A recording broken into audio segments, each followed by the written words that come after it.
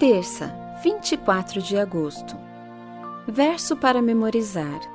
E Deus abençoou o sétimo dia e o santificou, porque nele descansou de toda a obra que, como Criador, tinha feito. Gênesis 2:3. Novas circunstâncias.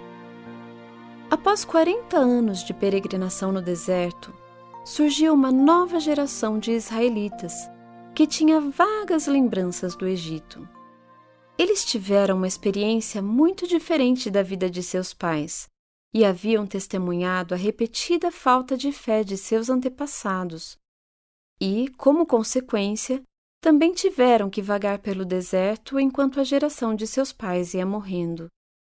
Eles tiveram o privilégio de ter o santuário no centro do acampamento e podiam ver a nuvem indicando a presença de Deus pairando sobre o tabernáculo. Quando a nuvem se movia, eles sabiam que era hora de fazer as malas e segui-la.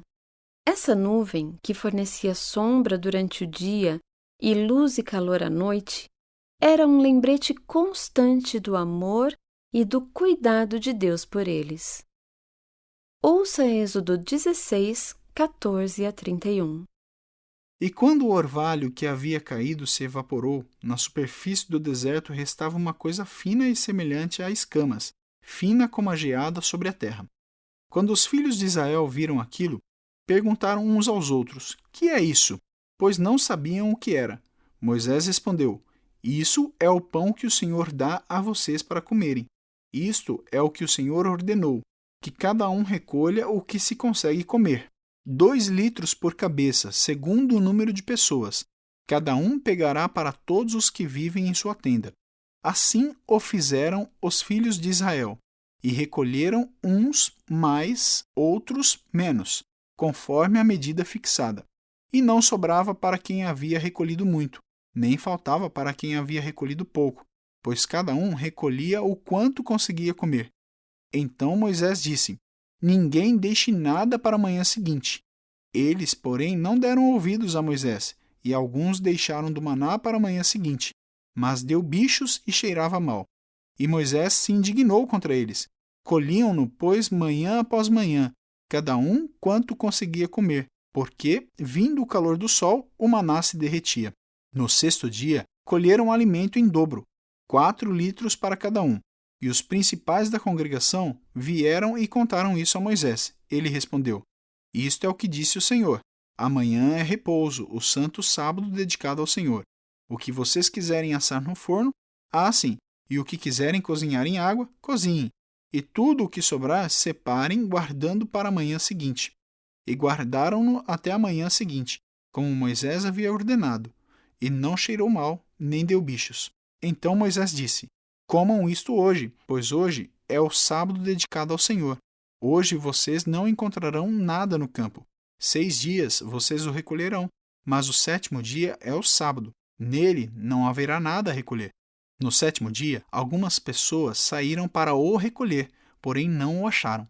Então o Senhor disse a Moisés: "Até quando vocês se recusarão a guardar os meus mandamentos e as minhas leis? Vejam, o Senhor deu a vocês o sábado.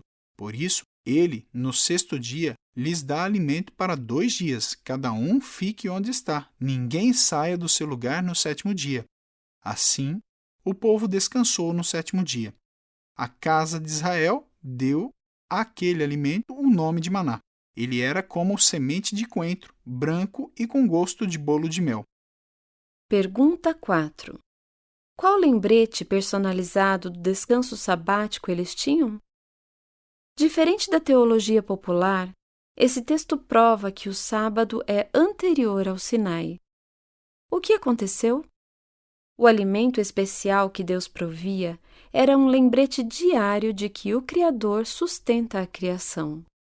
De modo tangível, o Senhor supria suas necessidades. Cada dia em que a comida aparecia e desaparecia com o sol era um milagre. Sempre que alguém tentava guardar o maná para o dia seguinte, ele apodrecia e cheirava mal. No entanto, todas as sextas-feiras havia porção dupla, e o que restava para o sábado permanecia miraculosamente fresco. Israel agora tinha o serviço do santuário e todas as leis e regulamentos registrados em Levítico e Números. Ainda assim, o idoso Moisés convocou todos, repetiu a história do povo e recapitulou as leis que Deus tinha dado.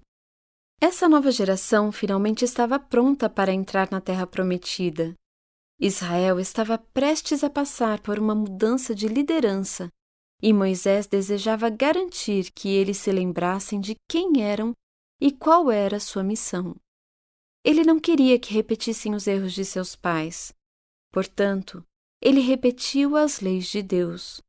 Os 10 mandamentos foram repetidos para que aquela geração, prestes a conquistar Canaã, não se esquecesse deles. Os mortos em Cristo aguardam inconscientes a segunda vinda dele. Sentirão como se tivessem esperado apenas um momento. O retorno de Jesus está sempre mais perto do que imaginamos. O sábado nos lembra do que Deus fez por nós e do que Ele fará por nós na volta de Jesus?